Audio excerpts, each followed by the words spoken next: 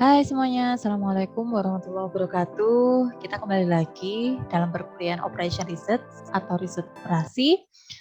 Kali ini kita akan membahas tentang kasus metode simplex untuk kasus minimasi. Ya, mungkin yang minggu lalu kita sudah membahas tentang kasus maksimasi, tetapi kita belum membahas tentang kasus minimasi. Bagaimana ketika ada kasus minimasi, apa yang harus kita lakukan? Apakah sama seperti yang ada kita selesaikan kasus maksimasi? Mari check this out. Oke, kita ingat-ingat dahulu ya, bagaimana ketika kita ingin menyelesaikan metode simplex. Yang pertama, untuk kasus maksimasi maupun minimasi, yaitu berlaku bahwa persamaan dari fungsi kendala, pertidaksamaan fungsi kendala maupun pertidaksamaan fungsi tujuannya itu harus diubah dulu menjadi persamaan atau bentuk standar atau biasa kita sebut bentuk kanonik seperti itu ya. Yang kedua, nilai kanan dari fungsi kendala haruslah positif. Jadi ketika belum positif, maka kita harus mengubahnya dulu menjadi nilainya positif. Kemudian lagi nilai kanan dari fungsi tujuan harus 0. Ya, satu lagi semua variabel haruslah bernilai positif. Maksudnya di sini misal ada variabel X1, X2, S1, S2 dan sebagainya itu harus bernilai positif. Jadi karena kasus ini tidak ada yang bernilai negatif ya, karena sesuatu benda tidak mungkin bernilai negatif. Oke, berikut adalah beberapa istilah yang ada dalam metode simplex. Mungkin kemarin sudah paham ya sedikit-sedikit. Baiklah, kita ulangi lagi. Iterasi itu adalah tahapan perhitungan ya, di mana nilai dalam perhitungan itu tergantung dari nilai tabel sebelumnya. Jadi kalau suatu tabel itu belum mencapai optimal seperti itu, maka kita perlu melanjutkan iterasi berikutnya untuk mendapatkan nilai optimal. Kemudian ada lagi variabel non basis, yaitu variabel yang nilainya diatur menjadi 0 pada sembarang iterasi. Kemudian ada lagi variabel basis, itu variabel yang nilainya bukan 0 pada sembarang iterasi. Dan ketika kita menemui pertidaksamaan kendala kurang dari sama dengan, maka perlu ditambahkan dengan variabel select. Ketika tanda pertidaksamaan kendalanya adalah lebih dari sama dengan, maka kita perlu mengurangi dengan surplus. Dan ketika tandanya sama dengan, kita cukup menambahkan artificial. Itu juga berlaku untuk yang tadinya lebih dari, selain mengurangi dengan surplus, maka ditambah dengan variabel artificial.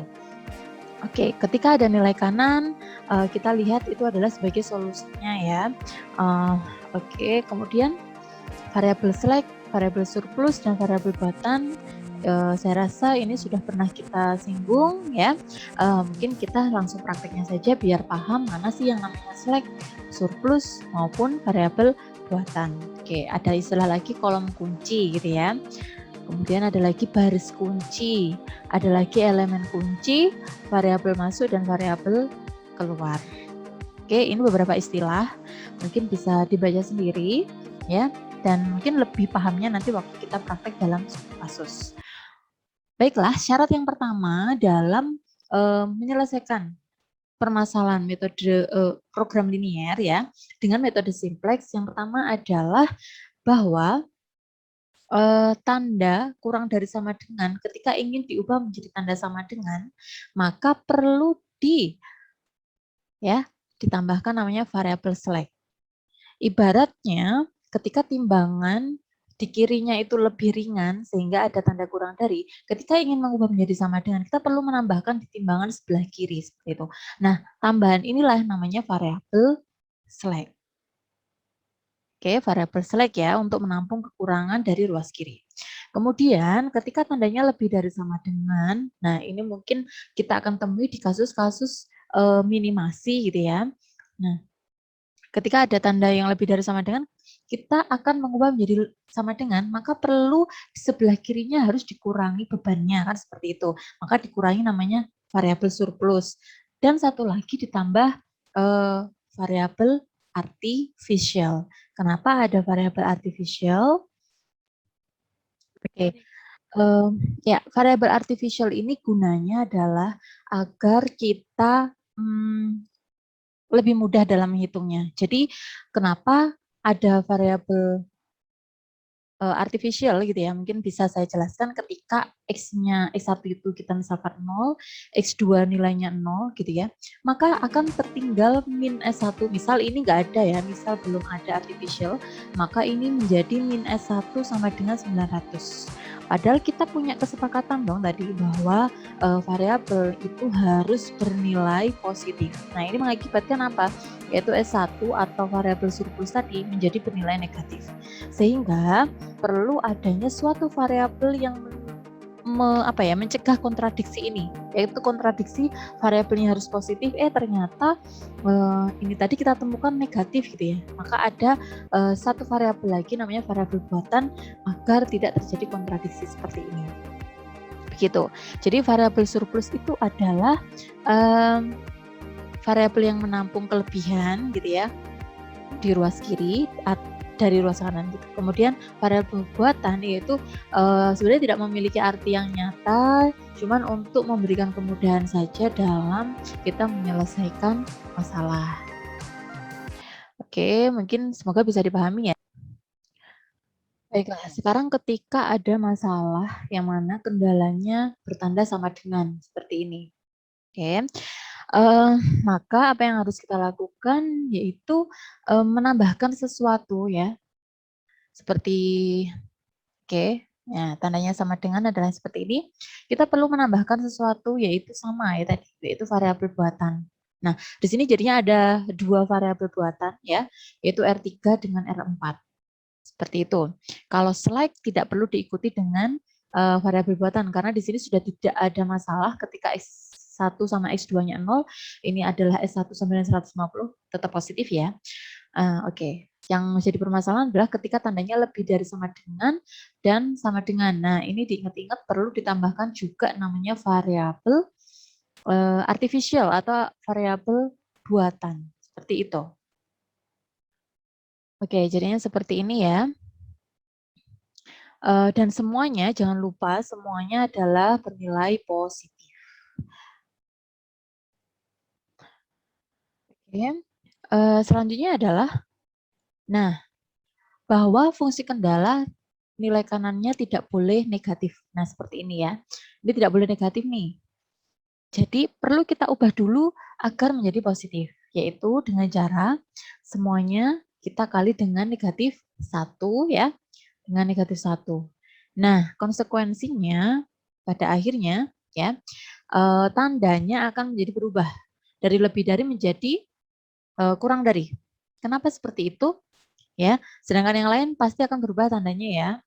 Oke, baiklah. Kenapa seperti ini? Karena ketika kita punya 2 kurang dari 4, kita kalikan semuanya dengan negatif 1 gitu ya.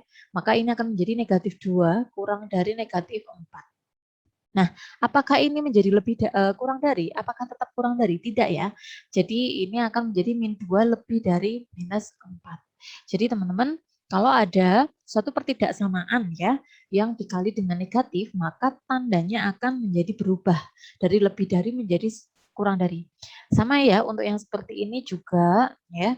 Ini tandanya juga berubah. Oke. Oke, kemudian syarat yang lainnya adalah kita perlu ya mengubah nilai kanan fungsi tujuan ya, itu haruslah 0. Oke, jadi kita ubah seperti yang ada di atas ini ya.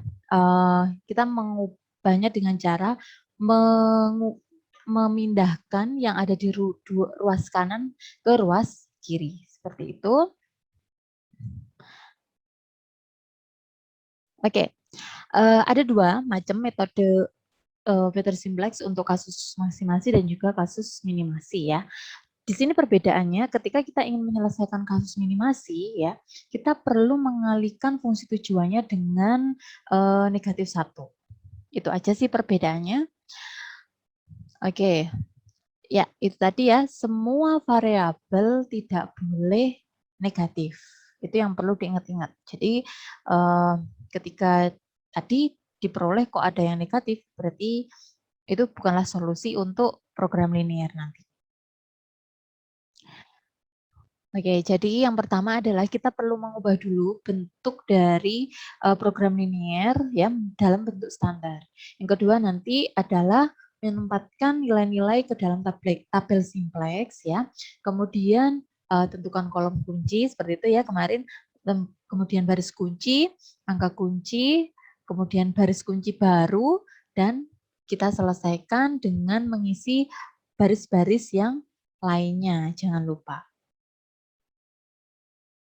Oke, berikut ini adalah contohnya. Ini adalah kasus maksimasi seperti itu ya. Yang pertama ya, kita ubah dulu fungsi tujuannya seperti di atas. Kemudian kita ubah fungsi kendalanya. Untuk fungsi kendala yang pertama kita tambahkan dengan variabel select S3. Kemudian kita ubah yang kedua adalah dengan menambahkan juga variabel select ya, karena tandanya kurang dari sama dengan semuanya. Oke, kemudian kita tempatkan dalam sebuah tabel simplex. Oke, kita tempatkan semuanya dalam tabel simplex ya. Di sini adalah di sini kita tempatkan untuk baris S3. Kemudian ini ada X2-nya, tidak ada, sehingga ini nilainya 0. Kemudian S3-nya adalah 1, seperti itu. S4-nya 0, S5-nya juga 0. Untuk yang baris Z, kita lihatnya di sini. Koefisien variabel Z adalah 1, koefisien dari X1 adalah -3, koefisien untuk X2 adalah -5, dan selanjutnya. Begitu ya caranya untuk menempatkan nilai-nilai ini ke dalam suatu tabel simplex. Jadi tidak perlu bingung ya teman-teman. Kemudian kita perlu memilih namanya kolom kunci. Ya, caranya bagaimana? Yaitu mencari nilai negatif paling besar di baris Z. Yaitu di sini adalah -5 ya. Oke, seperti ini, -5. Nah, berarti ini adalah namanya kolom kunci. Sekarang kita perlu mencari baris kuncinya sekarang. Nah, bagaimana cara mencari baris kuncinya? Yaitu dengan melihat rasio ya, nilai kanan dibagi dengan koefisien kolom kunci, yaitu di sini 8 dan ini 0. Ini 15, ini 3, jadi 15 bagi 3. Kemudian 30 dengan 5, 30 dibagi 5, seperti itu ya. Oke, kita lihat nilai rasionya. Ini 8/0 adalah tidak terdefinisi ya, ini namanya tidak terdefinisi. Tidak terdefinisi, kemudian 15 bagi 3 adalah 5, 30 bagi 5 adalah 6. Kita pilih yang paling kecil nilai rasionya yaitu 5 ya. Sehingga ini namanya adalah baris kunci. Baiklah, kemudian apa yang kita lakukan? Nah, 3 ini sebagai angka kunci ya. Ini perlu kita ubah menjadi 1, yang lainnya adalah 0. Ya, seperti yang minggu lalu ya. Oke, kita bagi semuanya dengan 3 ya. Nah, sedangkan untuk mendapatkan nilai-nilai tadi ya, nilai-nilai dari baris-baris yang kosong ini, kita perlu mengoperasikan seperti. Nah, ini ada rumus baris baru sama dengan baris lama. Baris lama itu maksudnya ini. Baris yang ada di tabel simplex tadi yang lama, dikurangi koefisien kolom kunci, di mana itu, nah ini ya, dikali dengan nilai baris kunci yang baru. Kalau saya sih lebih senang mengingat-ingatnya bahwa -5 ini haruslah 0 ya, kita perlu mengenolkan. Bagaimana caranya? Yaitu dengan menambahkan dengan dirinya sendiri seperti ya. Dengan mengurangi dirinya sendiri, maksudnya seperti itu. Dikurangi dirinya sendiri, sehingga di sini adalah -5. Gitu ya. Jadi -3 dikurangi -5 kali 0 kan 0 ya hasilnya. Kemudian di sini -5 ya. Jadi -5 dikurangi -5 yaitu 0. Ini 0 kali -5 adalah 0, seperti itu. Sepertiga kali -5 adalah -5/3, seperti itu. Jadi 0 minus 5/3 jadinya 5/3. Dan selanjutnya seperti itu ya. Sehingga kita mendapatkan namanya baris baru. Yang lain, baris-baris berikutnya juga seperti itu ya. Jadi baris lama kita tempatkan mana yang mau dinolkan, yaitu di kolom kunci tadi, yaitu 0 ya. Ini harus kita nolkan. Ini karena sudah 0, maka ya ini tulis saja 0 ya. Dikurangi, oke, jadinya ini 0. Oke, yang lainnya ngikuti saja. Ngikuti saja, sehingga ini ya tetap aja ya, tetap sama, karena ini semua 0. Baik. Kemudian untuk yang berikutnya ya, ini baris lama yang mau kita nolkan adalah 5, sehingga ini harus dikurangi dengan dirinya sendiri yaitu 5 gitu ya. Nah, sehingga yang lainnya pun juga ngikuti ya. Oke, ini 6 karena 6 dikurangi 5 kali 0, jadi 6 dikurangi 0. Oke, seperti itu. Kemudian kita tempatkan ya, ini iterasi 0 ya, iterasi pertama kali tadi.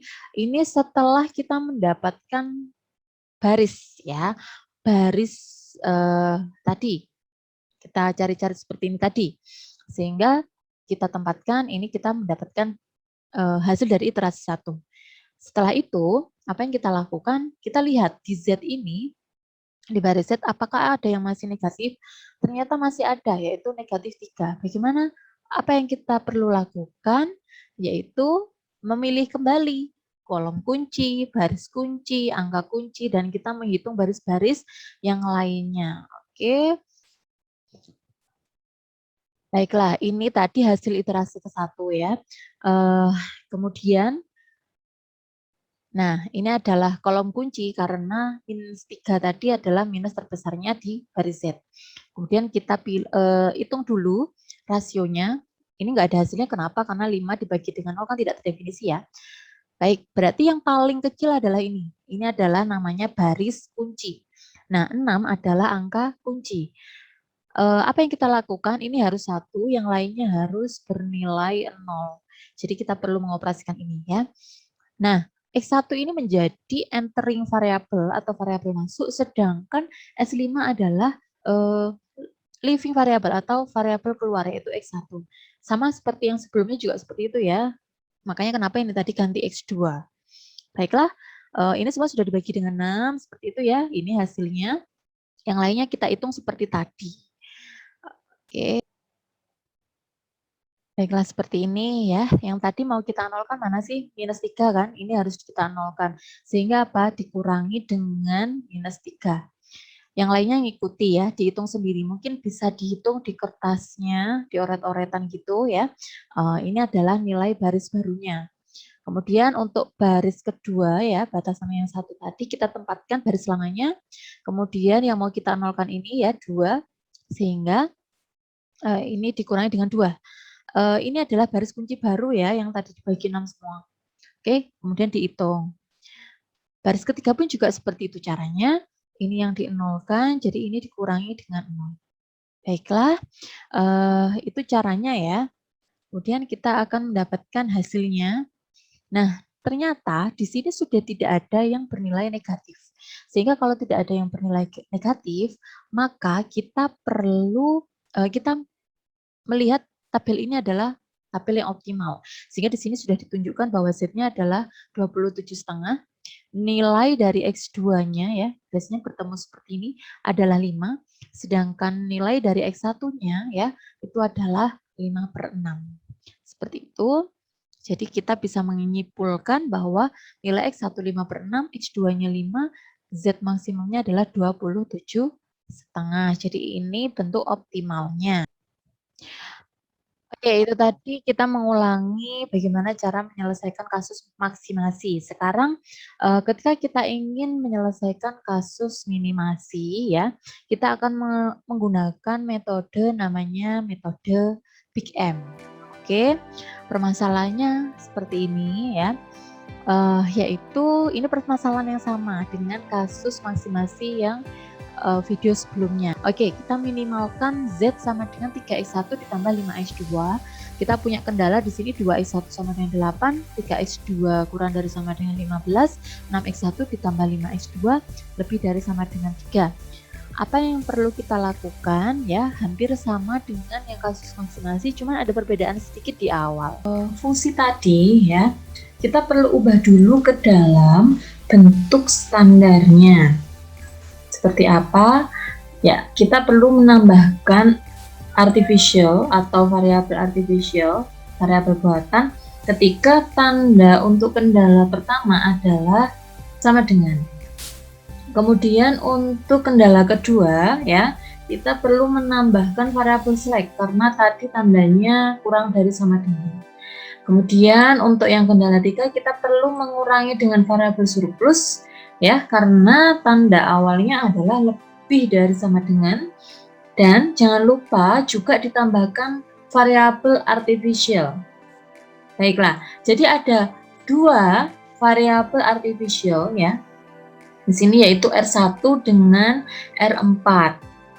Baiklah, kemudian konsekuensinya ya dalam metode Big M ini, ketika ada variabel artificial, maka di dalam fungsi tujuannya pun adalah ditambah dengan M kali R1 ya, ditambah M kali R4. Sedangkan untuk select dan surplus itu koefisiennya 0 ya, jadi tidak perlu ditulis, tidak masalah. Ya. Oke, jadi konsekuensi ini bisa jadi akan merubah nilai di fungsi tujuan ya. Bisa jadi. Maka dari itu ya, kita perlu memastikan bahwa nilai M ini nanti haruslah 0 ya. Seperti itu. Nilai MR1 ini nanti dipastikan adalah 0 ya, seperti itu. Oke, seperti yang kita lihat, kita sepakati bahwa kalau untuk kasus minimasi kita perlu membuat fungsi tujuannya ya dikalikan dengan negatif 1 seperti itu ya. Jadi seperti ini, kita tadi kasusnya minimasi ya, sekarang kita kalikan dengan negatif 1 sehingga kita perlu ini oke, seperti. Nah, biar kita bisa menyelesaikannya seperti metode simplex sebelumnya ya, pada kasus maksimasi. Oke, ini fungsi tujuan yang baru setelah dikali dengan negatif 1. Kemudian dalam bentuk standarnya ya, fungsi tujuannya kita alihkan semuanya ke dalam ruas kiri, sehingga ruas kanannya kita dapatkan nilai 0. Kemudian ya, kita pastikan bahwa minta maaf, ini harusnya R tadi ya, ini R. Oke, ini R. Ya, sebagai penanda bahwa ya ini adalah variabel artificial, seperti itu. Ini R1, ini R4, kita pastikan haruslah 0. Caranya bagaimana? Ya, menjumlahkan dengan operasi baris ya. Ini operasi baris. Ini adalah koefisien dari fungsi tujuan yang baru. Ini Z-nya min 1, seperti itu. X1-nya adalah 3. Kemudian X2-nya adalah 5. R1-nya adalah 6M. S2-nya 0 ya. Kemudian S3-nya juga 0 yang surplus tadi. Ini R-nya, R4-nya koefisiennya M. Kita perlu membuat ini ya, dan ini 0. Sedangkan yang memiliki R1 adalah di kendala 1. Untuk yang memiliki R4 itu adalah kendala 3. Jadi koefisien-koefisien dari K1 dan K3 tadi kita letakkan di sini. Nah, baiklah. Untuk menuju M ini menjadi 0, maka ini sudah 1 gitu ya. Maka harus dikalikan dengan min M, sehingga kita nanti akan mendapatkan 0. Sedangkan di sini untuk menuju ini 0 ya, maka haruslah dikali min M dengan ini ya, seperti ini. Oke, yang lainnya ngikuti. Jadi ngikuti itu seperti ini. Ini 0 kali min M kan 0 ya. Min 2M jadinya, min M jadi kali 2 min 2M. Ini juga 0, ini min 1M gitu ya. Kemudian ini 0 juga, ini 0, ini 0. Ini adalah min 8M. Kemudian di sini min 6M gitu ya. Ini min 5M gitu. Ini plus 1M. Kemudian ini minus 1M. Oke, kemudian ini minus 30M. Kita ke total sekarang. Kita total tandanya positif ya, atau plus. Oke, contohnya 0 minus 8M minus 30M, jadinya minus 38M. Gitu ya. Baiklah, kita lanjutkan. Semuanya kita tata kembali gitu ya. Di sini. Kita tata kembali, ini ada yang aneh. Baiklah, ini R1, ini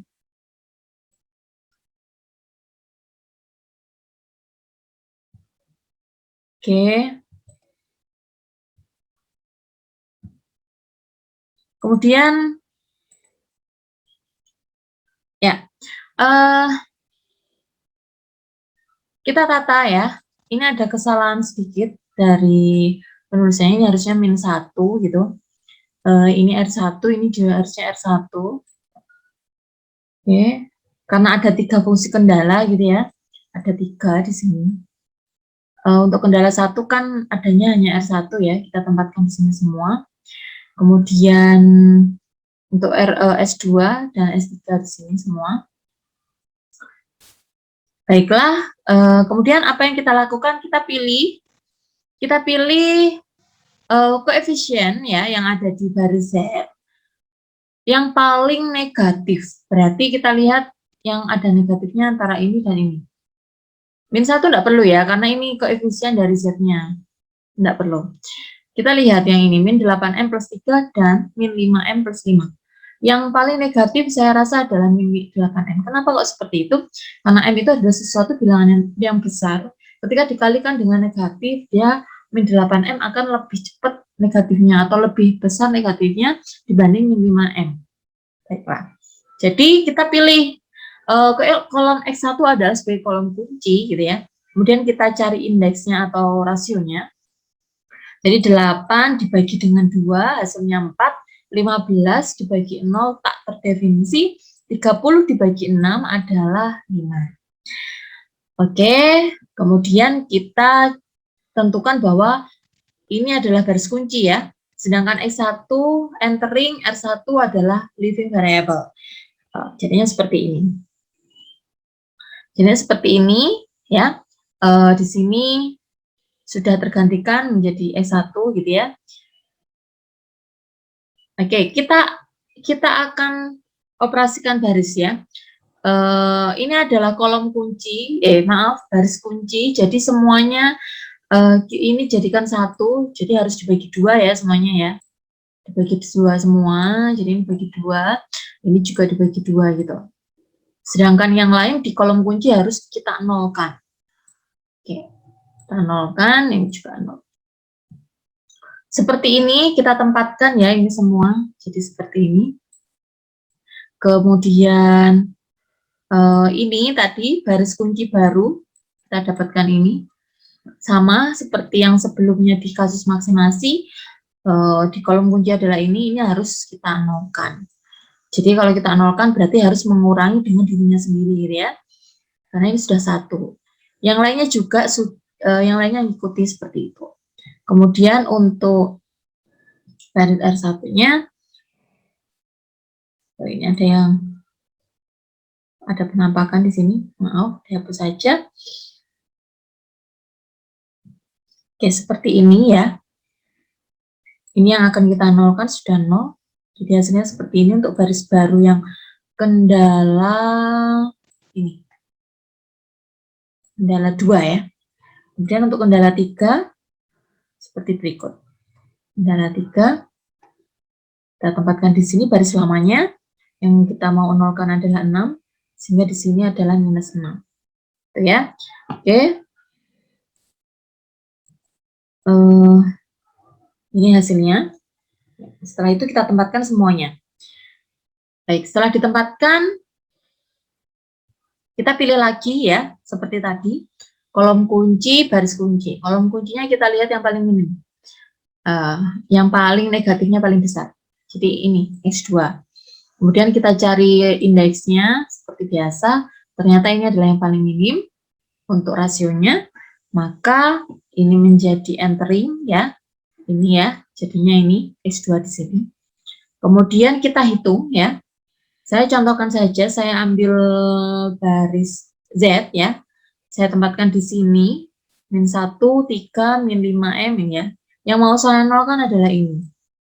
Nah, sehingga ini dikurangi dengan dirinya sendiri atau min 5M plus 5. Ini hasilnya. Sedangkan yang lain juga seperti itu ya.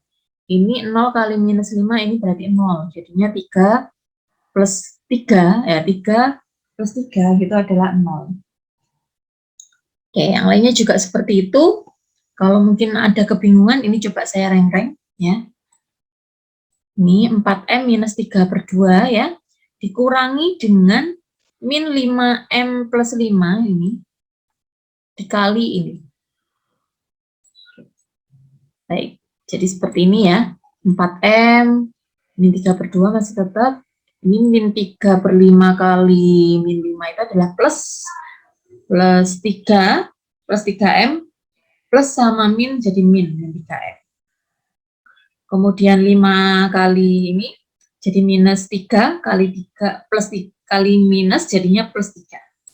Sehingga kita dapatkan 4M sama minus 3M adalah M gitu ya. Kemudian minus 3 per 2 ditambah 3 adalah plus 3 per 2. Sama ya, kayak seperti itu. Nah, ini juga ini hasilnya. Kemudian, oke, mungkin 0 min 5M gitu ya. 1 per 5. Oke, seperti ini. Baiklah, mungkin nanti bisa dipelajari lagi. Sehingga kita mendapatkan tabelnya seperti ini. Dan bisa dikatakan Y gitu ya, bahwa Z sudah tidak ada lagi yang negatif di sini. Sudah tidak ada lagi yang negatif untuk baris Z-nya ini. Sehingga bisa dikatakan ini adalah bentuk optimal. Kayaknya ada yang aneh. Kenapa? Ada min 1, di sini adalah min 18. Tidak aneh ya. Pertama, apa? Karena min Z sama dengan min 18, Z-nya berarti adalah 18. Ini masih positif ya. Oke, sedangkan S1 nilainya adalah 4. Sedangkan S2 ya, nilainya adalah 65. Sehingga kita mendapatkan ya, kesimpulan bahwa X1-nya 4, S2-nya 6/5, Z minimalnya adalah 18. Begitu, mungkin bisa dicoba ya untuk teman-teman di rumah. Seperti berikut ini latihannya, dengan kasus maksimasi sama minimasi bisa menggunakan metode simplex. Semoga bermanfaat dan saya ucapkan terima kasih. Assalamualaikum warahmatullahi wabarakatuh.